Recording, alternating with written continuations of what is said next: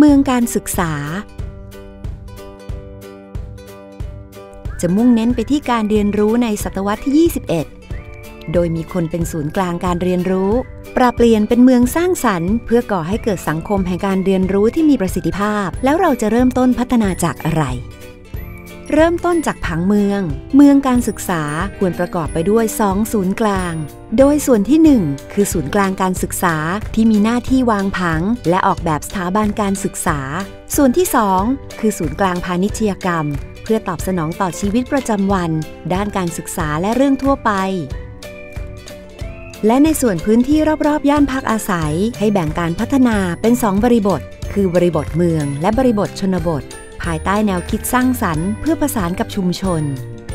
ในส่วนของบริบทเมืองที่มีการกระจายองค์ความรู้ไปยังส่วนต่างๆตัวอาคารควรทำหน้าที่เป็นศูนย์กลางในการกระจายความรู้สู่ชุมชนโดยรอบหากไม่เป็นเช่นนั้นเราต้องเข้าใจปัญหาซะก่อนโดยปัญหาส่วนใหญ่คือเรื่องพื้นที่โล่งที่ยังไม่ได้แบ่งปันการใช้งานเรื่องการขาดการเชื่อมโยงทางเท้าเรื่องมหาวิทยาลัยยังไม่แบ่งปันพื้นที่การใช้งานกับชุมชนเรื่องกิจกรรมในการใช้อาคารคล้ายคลึงกันหมดเมื่อรู้ปัญหาแล้วก็สามารถพัฒนาให้ตรงจุดได้โดย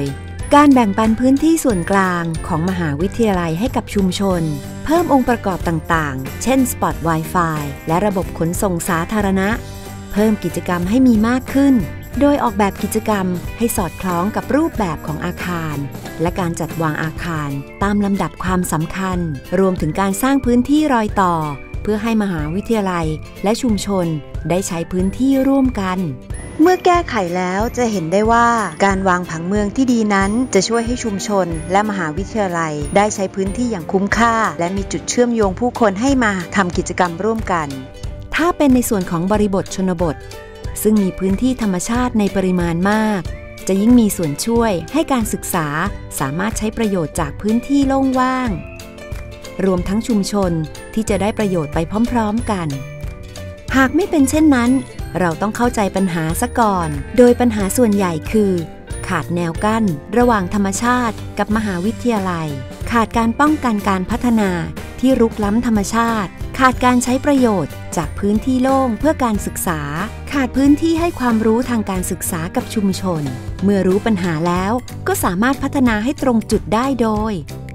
สร้างพื้นที่กั้นป้องกันไฟป่าสู่มหาวิทยาลัยและพื้นที่ทางธรรมชาติพัฒนาพื้นที่โล่งว่างสำหรับเป็นพื้นที่วิจัยทางการเกษตรจัดวางอาคารโดยเน้นการพัฒนาที่ไม่รุกล้ำเขตธรรมชาติและจัดสรรแหล่งเรียนรู้จากพื้นที่ว่างเพื่อประโยชน์แก่คนในชุมชน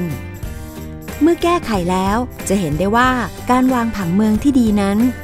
จะช่วยจัดสรรพื้นที่เพื่อให้เกิดประโยชน์สูงสุดและยังสามารถใช้ทรัพยากรได้อย่างคุ้มค่าจะเห็นได้ว่าบรรยากาศทั้งหมดย่อมมีผลต่อการเรียนรู้และความร่วมมือของทุกฝ่ายนับเป็นส่วนสำคัญต่อการพัฒนาดังนั้นเรามาช่วยกันสร้างเมืองแห่งความรู้กันเถอะ